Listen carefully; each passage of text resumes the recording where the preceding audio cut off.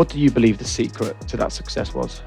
Probably having a manager with the biggest balls in the stadium. Under Jürgen, I think we've been an incredible underdog club. I remember speaking to him in lockdown around what's it going to take to get into his squad. It was, first off, if you pass the academy test, already you're in because of character. So there's a certain test that he would feel you needed to pass just to get to him. And then when you're there, he talks about, if you're not playing football, you should be watching football. And the third message was really just be patient, trust me. Just, if you lose patience, then it's over. So just trust me. Hey, just a really quick note to say thank you so much to all of our new subscribers. And if you haven't yet subscribed, why not? It means you're the first to know about brand new episodes of High Performance, and it also means we can attract incredible new guests to the show. So please hit subscribe right now. Enjoy the show. Please welcome to the stage the brilliant director of the Liverpool Academy, Alex Inglethorpe. So let's start where we always do. What do you believe high performance to be, particularly with your academy hat on? Well, I think probably a bit different for me because high performance with children is a deferred process, really. So it's sometimes you can wait 10 years to see whether your work has been any good or to see the sort of the fruits of that work. So I think for me, high performance is more about the process that sits behind it when you're working with children than perhaps the outcome. And I guess it's also about creating habits that will prepare you for life either with or within or without football. And that's our job. So for me, that's where we are. Okay, so you need young players who are patient, right? But then eventually you do get that joy for some of them. And you had that just recently. Let's start by talking about the League Cup final. 5 academy prospects were in the team. 3 teenagers were in the team. It made all the papers. It was the talk of football for that weekend. What do you believe the secret to that success was? Probably having a manager with the biggest balls in the stadium. Honestly? Yeah, well, I think, there's not many. The boys have got to be good enough in the first instance, and they've got to have proven that they are good enough over a period of time in training. But to put them on in the moments that he put them on, I just thought it was an incredible, act of trust, faith from him. And so there is a tremendous amount of work that takes place to get them to that point. But, if we're talking specifically about the final, it's a perfect storm. They were needed, the academy needed to step up at that particular moment because it wasn't as if there was an alternative. If you look at the bench and who was on the bench and the options that the manager had, he had to look towards youth. But, there should be a huge amount of credit for him taking that step because there were options. He could have left the senior players on if he wanted to. He could have waited to maybe extra time to do that. But I think that's what makes him unique, and that's what makes him. I think that's what made the final so special. Is it was the timing of the substitutions, and then of course they have to go and play their part. So yeah, But you were proud. Oh, I couldn't watch. Honestly, yeah, I'm terrible like that. I'm fine as long as none of the kids are playing. When they are playing, I'm just sort of stood there like that. But it was, I get nervous for them. For me, it's a parental sort of nervousness. You sat there just wanting and wishing that they do as well as they can possibly do. Nice. I'm interested in what we saw at Wembley was almost the flowering of that talent, but I'm interested in the soil, the culture that you've created at the academy to enable that flowering and blossoming to occur. So would you describe to us, Alex, a little bit around the principles and the way that you've shaped the culture? Yeah, I think first and foremost, the people are the culture. Especially if you want to work in development, I'm really lucky that I'm surrounded by people that I think get development and they understand it.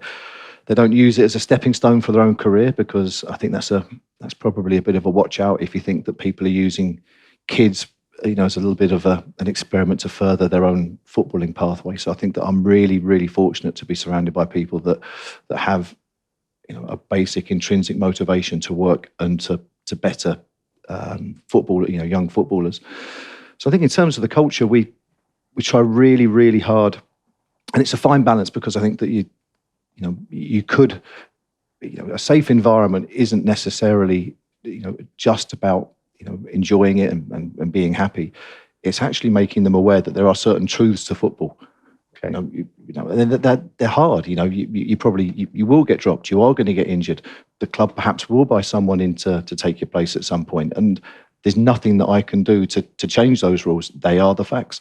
And so what you have to do is work with them. And I think, make them aware that if this is what you want to do, if this is the direction that you want to go in, that, that this is what you're going to have to deal with. At the heart of everything we do is something called what we engage, challenge, support. So I think, the first, and, engagement isn't just, it's not just a high five. It's not just a sort of like, if I walk down a corridor and say to a kid, "Hi, how you doing?" Chances are they'll say, "Fine, how are you?" "Fine." And you can carry on walking. So establishing rapport with them is probably realizing that, you're not going to get to really understand how they are, how they're feeling, unless you probably question 5, 6 or 7. You might have to dig a little bit. And then if you've engaged and you can establish a rapport or a relationship, I think that gives you the right to perhaps challenge, which is why I still like coaching, because I think, that's my way of establishing rapport. If you can then challenge, and that doesn't always have to be a negative challenge, it could be a positive challenge, then you're probably obligated to support. And support doesn't necessarily have to come straight away. Sometimes it's really interesting with kids to see if they figure it out themselves. I think there's sometimes, a direction of travel could be that maybe there's a lot of adults in the room that want to solve a problem straight away. And I find it really interesting to see if they can work it out. I guess the art is for how long. How long are you prepared to wait for someone to see if they can figure it out before you make an intervention and, see if you can help them in that way. And you mentioned a really nice example when we were chatting beforehand of something that you called a sun test that to me sounded like a really powerful driver of your academy. Yeah, I mean, I'm sort of stumbled across it more by anything else. I call it the sun rule because my lad's been there and he's been there since the age of 6. And it struck me a little bit when he was in pre-academy. And I was sat there just watching and I was thinking, really hope he's with that coach tonight and not with that coach. And then it sort of struck me, well, I'm the director of the academy. I should be able to affect that. And if I don't want my son working with them, why should I have anybody's son working with them? So sort of like it was a bit of an epiphany that I've got 180 sons there now. And if I can take the decisions that I would want to take for my son, then they may not be the right decisions, but they certainly come from the heart and they come from a place where, it's very well intentioned. Hey guys, do you want £350 off the latest generation 8 Sleep Pod 4 Ultra? It's a pod added to your existing mattress, proven to give you up to 1 hour more quality sleep every night. It's used by sports people, it's used by titans of industry, it's even used by me. And there's nothing else like it on the market. It heats, it cools, it adjusts, and it uses sensors to track your sleep with 99% tracking accuracy. Sleeping on the pod for just 1 week can improve your cardiovascular health as much as 12 weeks of strength training. So to get £350 off the latest generation 8 Sleep Pod 4 Ultra, just go to 8sleep.com/HPP. That's 8sleep.com/HPP.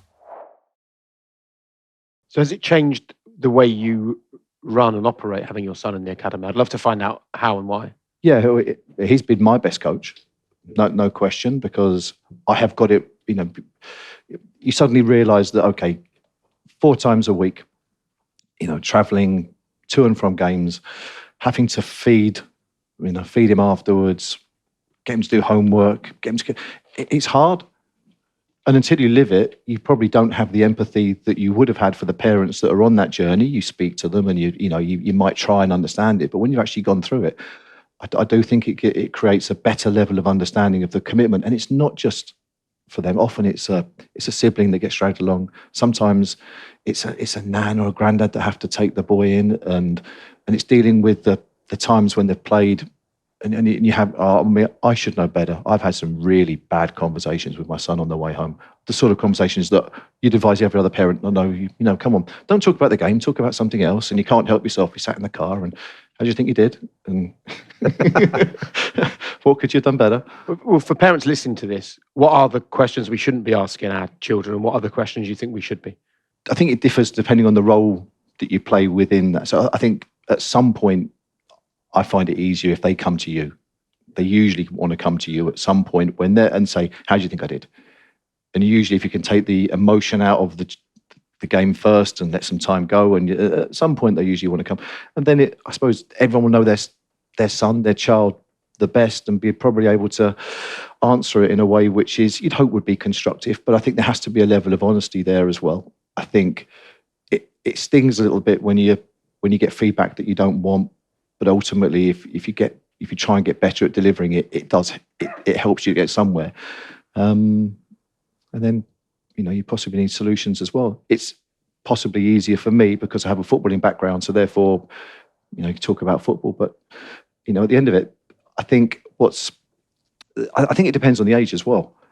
So somewhere between 9 and 13, I would consider that our junior academy, and I would encourage every parent just to see it like a really good version of a Sunday League club. Great pitches, great coaches, great kit.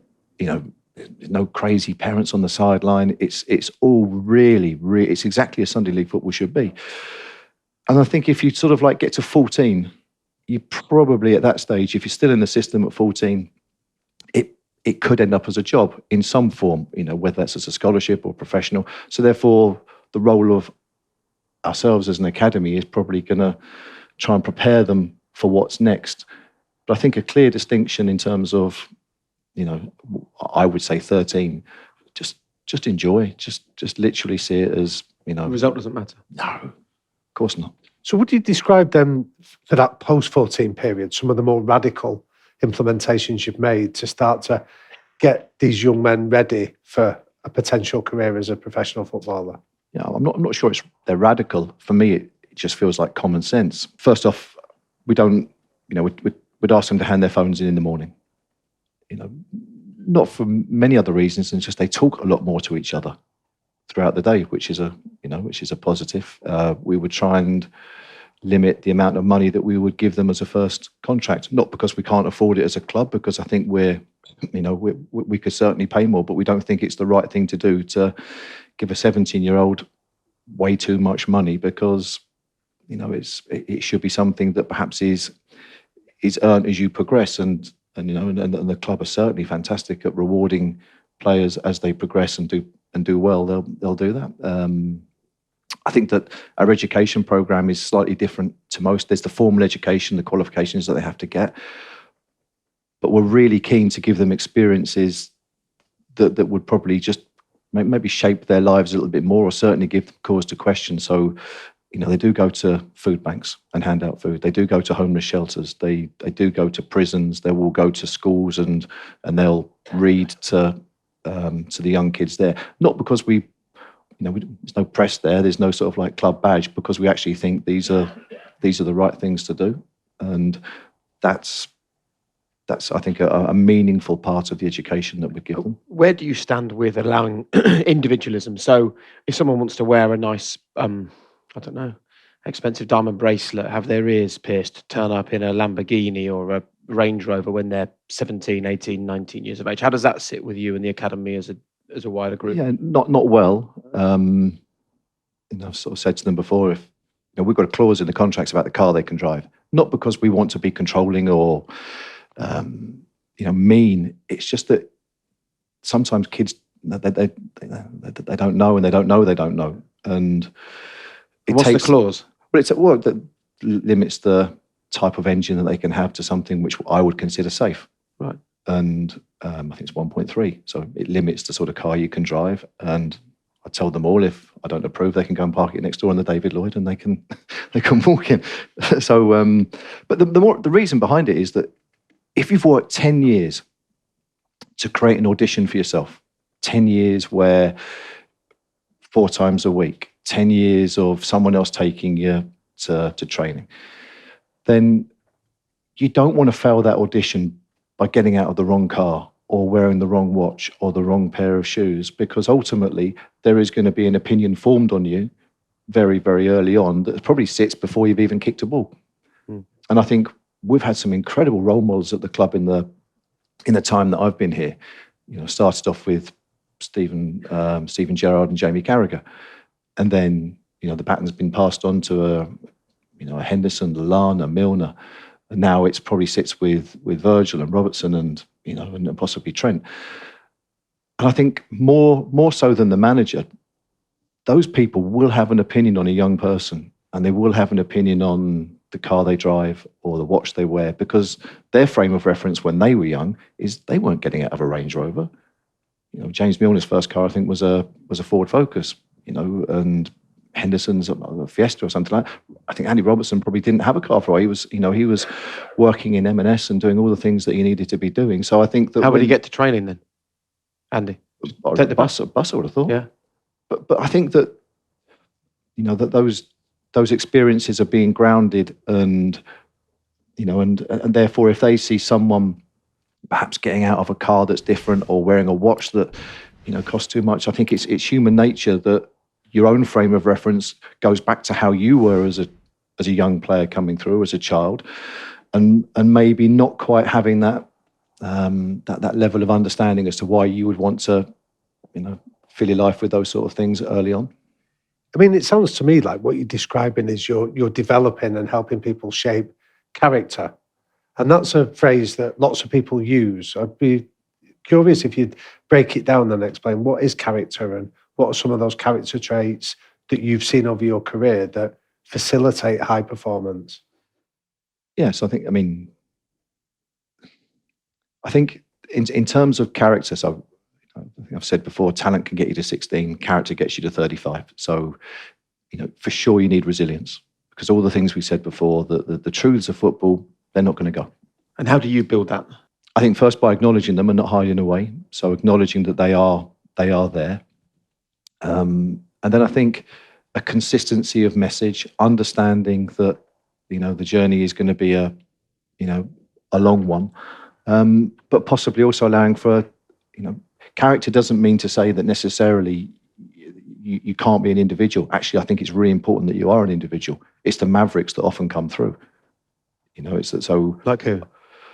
I think in terms of how they think, I think you can describe. So for me, the mavericks are the ones who think a little bit differently. So Harry Kane would have been a maverick for me when he was younger. When you were at Spurs? Yeah. And that sort of like whole group that came through there. I think Curtis, Trent, all of them are mavericks in as much as they think a little bit differently. Can you give us an example of what that looks like? I think there's an obsessiveness around what they do, which actually, if you think about it, if you imagine that the sort of like the normal, normality for most people in terms of masochism or the ability to sort of masochistic behavior, the ability to hurt themselves, sits somewhere, fairly general. To the right of that, you have people that are really obsessive in their nature, need to do things right, they tend to be the ones who come through. The problem that we have is that society now wants to normalise those people, and I've got to be very, very careful that we don't try and normalise people that actually have those traits or would have those behaviours that perhaps allow them to get through. It's probably understanding it and recognising and then actually embracing it a little bit. It's interesting this then. So are you saying that the players who we would now associate with the Liverpool Academy, Curtis Jones, Trent Alexander-Arnold, when they're 10, 11, 12, 13, are they the ones where you're going, like they're the ones pushing you to your limit? Absolutely. I've had more run-ins with those players. I've had to have more chewing gum on the side, just sort of like, oh my God, it's driving me mad. Really? They're stubborn. They're also coach-proof, which I love. Go on, what do you mean by that? That's an intriguing phrase. I think that there's a respect for coaches, definitely, and they see coaches as someone who can help them, but they're going to do it their way. 100% they're going to do it their way. Right. So I think that they will, and I think that they will use you to help and get better, but there's no doubt that you are facilitating their plan. Because often we think the young player that just listens to everything the coach says and does everything the coach says will be the one that makes it. Yeah, which is a real flaw because I certainly don't know everything, and I've not yet met a coach that does. I couldn't tell you now. I could look at under 14s or under 15s. I could not tell you who the next Premier League player is going to be because I would have got it wrong far too many times in the past. So when at Tottenham, I probably had Harry Kane in the group when he was 13. At that time, he'd have been middle of the group, and at best. You know, talk about gold and silver medalists, he wasn't even on the podium. So would not. And then Trent, not number one in his group. Conor Bradley, not number one of that time. Gerrard, not number one. And you could go through all of them. And every now and again, you are going to, I've not encountered it yet, but I guess I saw Bellingham play when he was young, and you could see he was a fantastic player. And top of the group, and remained top of the group. I guess Rooney would have been someone similar. Michael Owen, but I don't think Stephen was. Stephen got turned down for Lilleshall at 16. Yeah. So what have they got then that doesn't put them top of the group, but it means they have great careers as pros?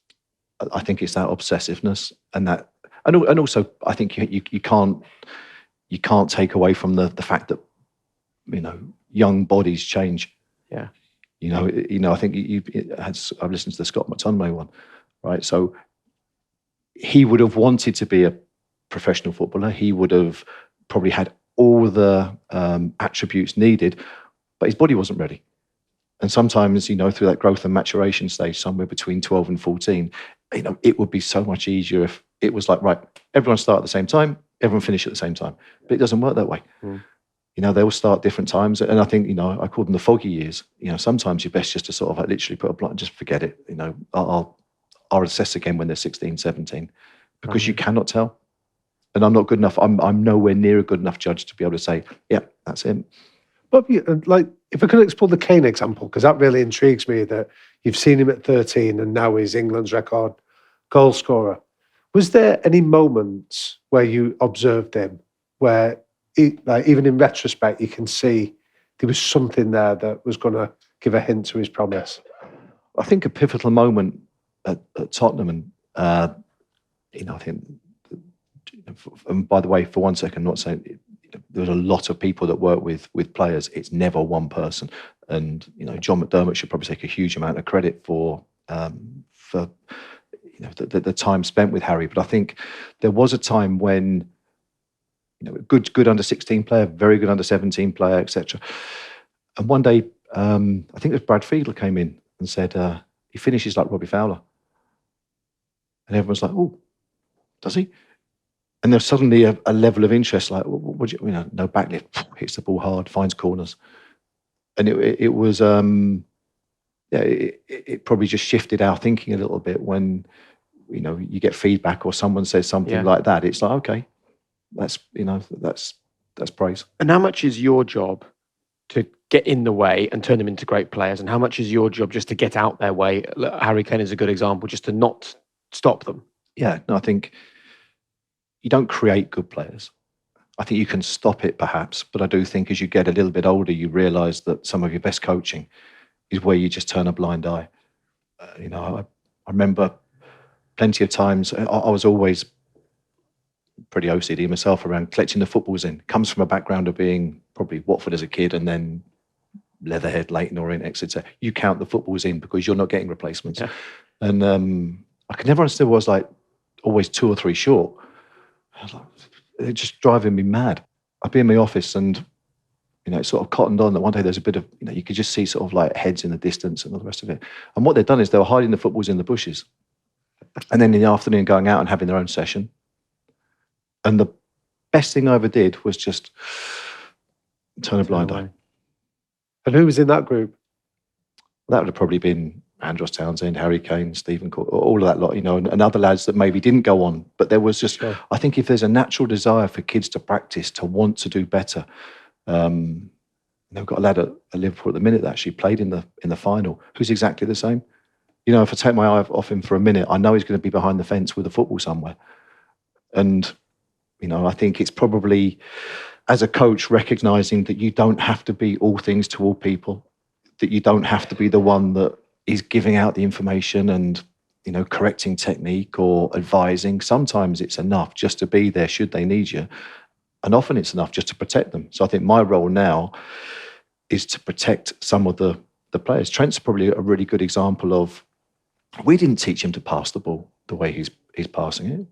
I'd love to think that I'd love to hoover up a bit of credit and say that it was me that said, when you see that run there, just do that. And it wasn't me. Yeah. It wasn't anybody else. But what we didn't do was tell him to pass 5 yards that way, 5 yards that way, 10 yards in there. I think he had autonomy and freedom to experiment. And often you need that because you're going to get a lot of things wrong. If you're that type of player, if you're the maverick, you're going to get more wrong than right. If you want to have pass completion and you want 90%, pass there, no problem. I'd like to explore Trent, if I can. What do you think is the reason why he made it? Fantastic support from family. Yeah. I think tight-knit group around him. So I think he was always surrounded by honesty. Incredible support from home. But very honest support, very grounding, even when he was, won his probably Premier League, Champions League. I know his mum sort of saying, look, tidy trainers away, put them up. It doesn't matter how many medals you got, you're still doing this. And I think that a fearlessness that it doesn't matter who's watching, no fear of failure. No fear of failure whatsoever. Did he ever have that?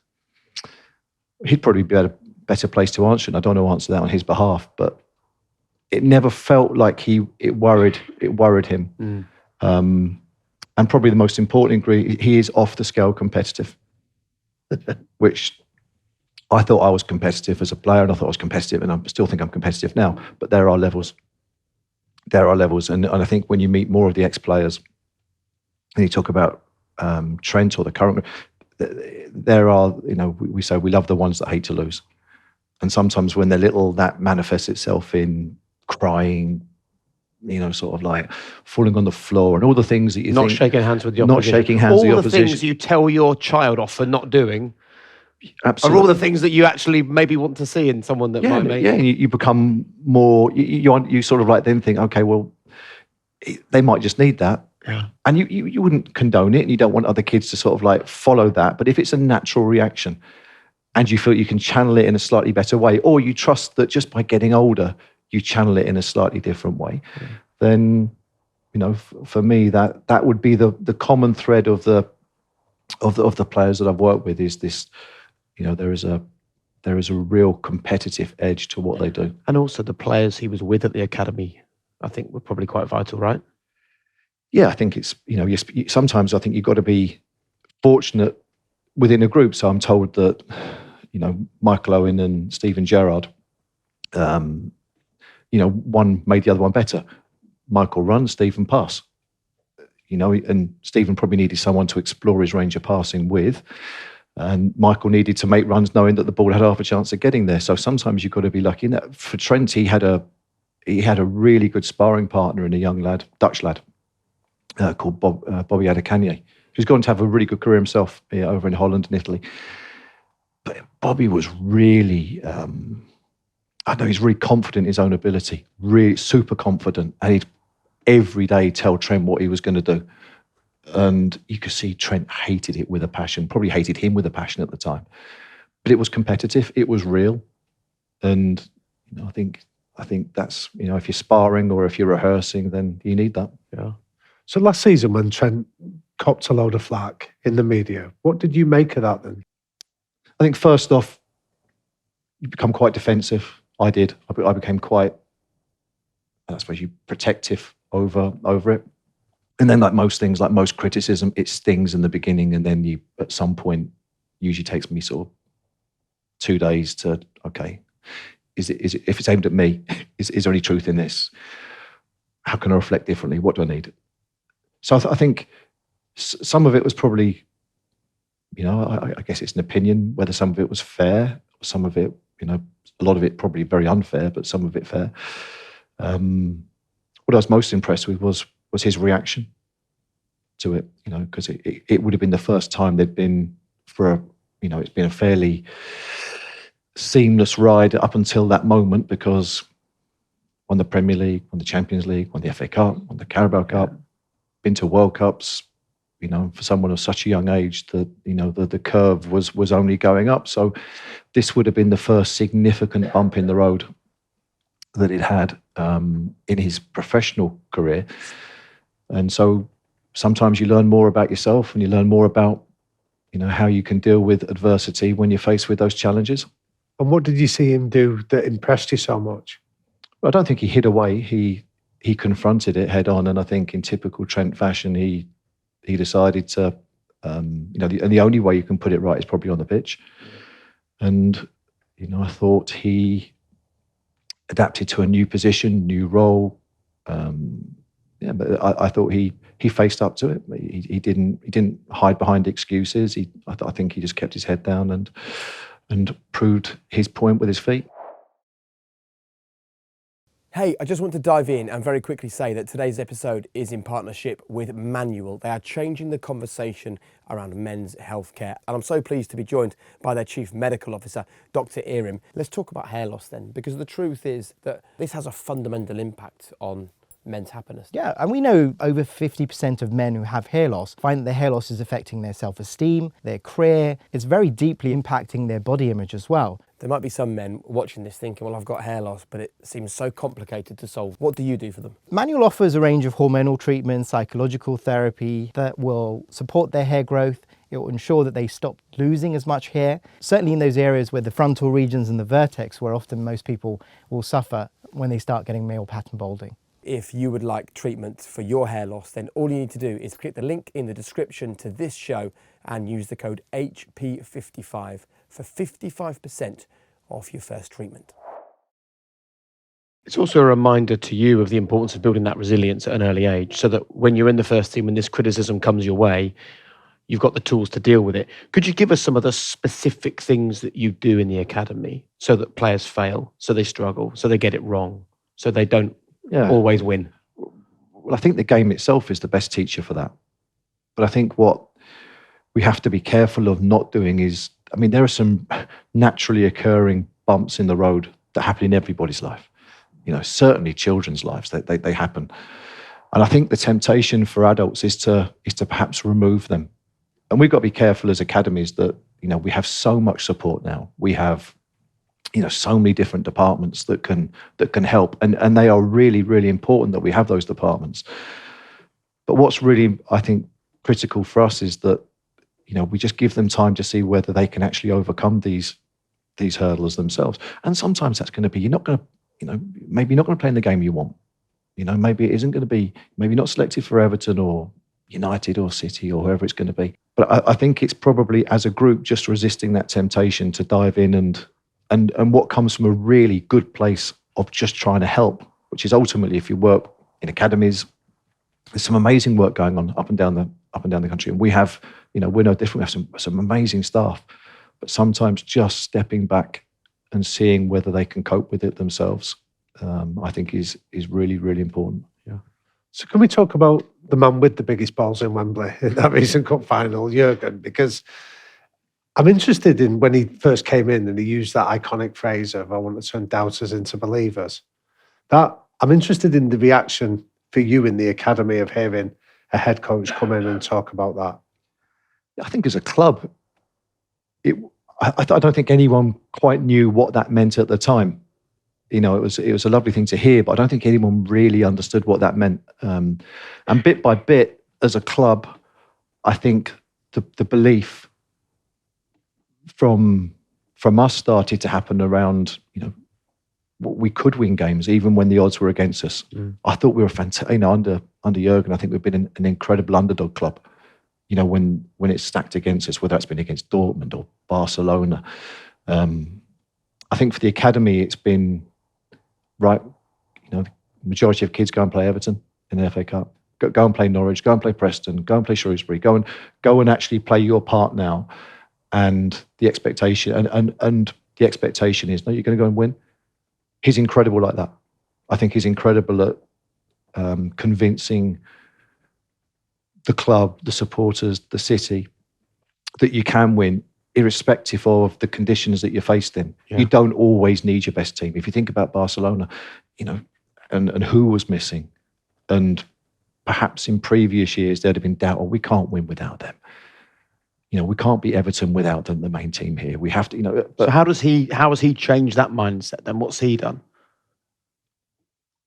I think he's an incredible communicator. And I think that, and by the way, I think that there are people far better placed to answer that question than me. My job is in the academy. My job is not to be with the first team. He trusts me to run the academy. But he still has to give you He has to give you some kind of a message to pass on to the youngsters, right? So what's that? I remember speaking to him in lockdown. I wanted to do something with the 16s around. Go on then. What's it going to take to get into his squad? And it was really simple. He doesn't need many words to sort of convey what he thinks. But it was, first off, if you pass the academy test, then already you're in because of character. So we pride ourselves at the academy. I don't think anyone has ever really failed on character. Might not have just been good enough, and that's fine. That's absolutely fine. But you don't go there and fail on the basics of working hard, running hard, trying your best, etc. So there's a certain test that he would feel you needed to pass just to get to him. And then when you're there, he talks about, if you're not playing football, you should be watching football. Right. I think he loves you to watch it, loves you to love football, genuinely be in love with football. And the third message was really just be patient, trust me. Just, if you lose patience, then it's over. So just trust me, and that's hard for a kid because every 17-year-old believes that they are ready to play for Liverpool. Every single one of them will all think now that if they play tomorrow, that they're ready. Yeah. So it's hard to feel ready at 17, but not maybe get your chance to 21, 22, whatever it's going to be. There's an awful lot of trust that has to go in that time. And I'm interested in the topic of patience because we live in an increasingly impatient world. How do you introduce and teach patience to 17-year-olds? I don't think you can. I think they're just wired to feel, and especially if they spent their life preparing for something, they just want the moment to come along. I think it's more, our role at the academy, my role at the academy is probably when they just lose that bit of patience or lose that bit of focus, is to try and help them back onto the path a little bit. But every single one of them, if they were needed to play, would all believe that they could go and play and be successful. Yeah. And if they didn't think that, they wouldn't be there. Exactly, yeah. I think one of your big challenges is, Liverpool needs to humble these players, right? They need to realise that to play for the Liverpool first team is a remarkable privilege and an incredibly difficult thing to achieve. But you've also got to let them know that it's possible. So other than seeing it so you can believe it, which would be the Carabao Cup final, what can you do to help the players realise that it's bloody difficult, but it is also possible? I'm not sure we've cracked that one. Really? It's a really good question because, like you say, I think that, and it's possibly going to change with each manager at the minute.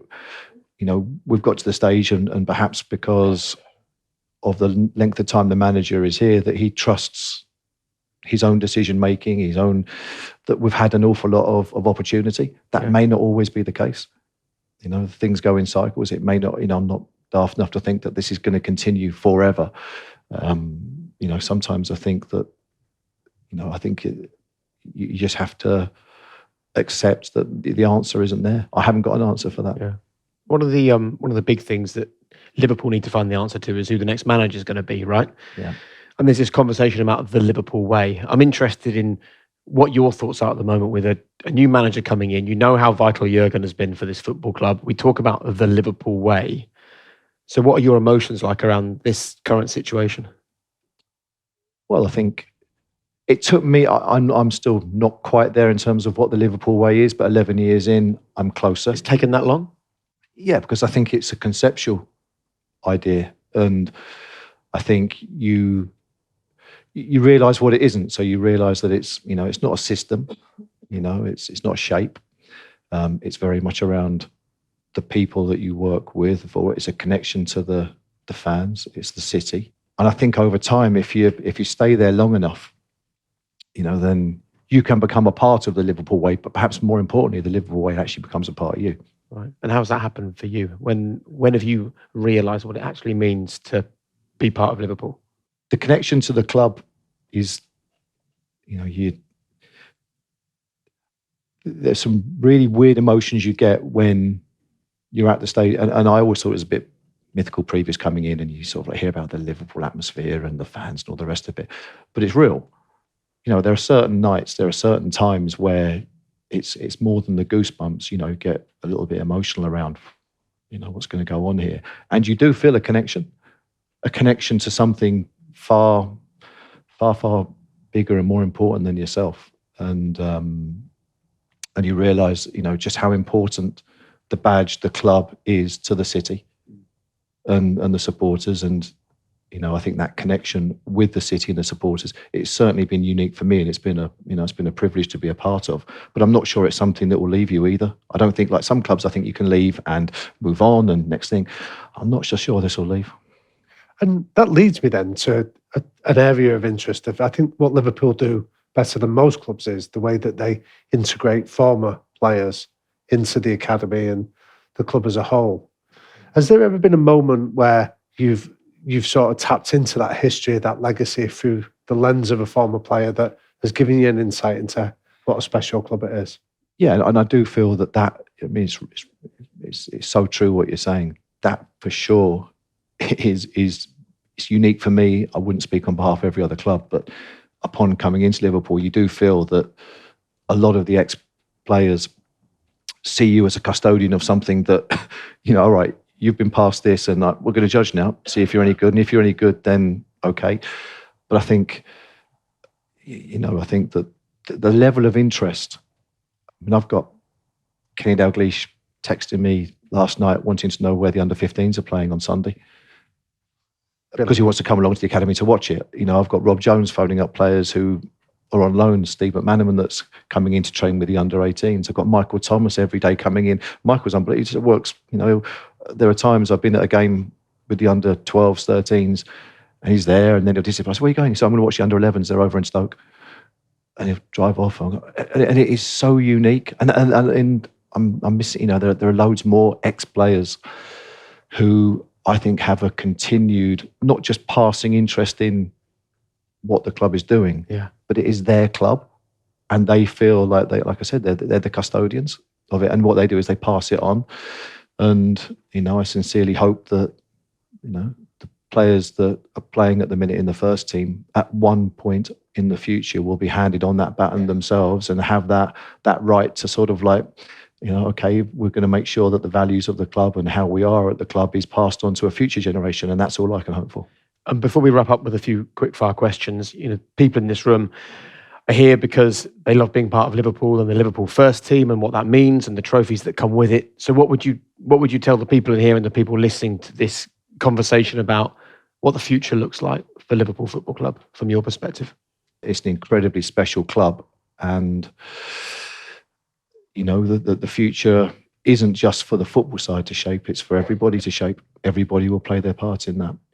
I happen to think from an academy perspective, which is the part that I guess I am responsible for, I think it's in good shape.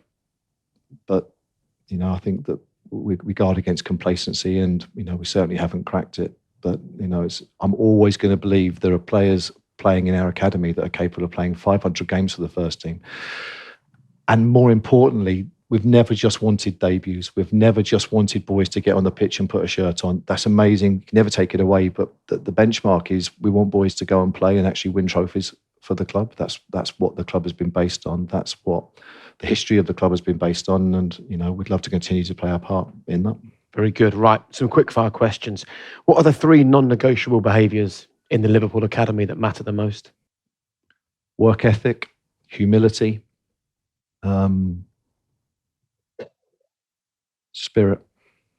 What's the best piece of advice you've ever been offered, and why? Wake up each day and know that you don't know. I think because if you wake up each day knowing you don't know, I think it naturally forces you to go and look for the answer. What's your biggest strength and what's your greatest weakness? Strength, probably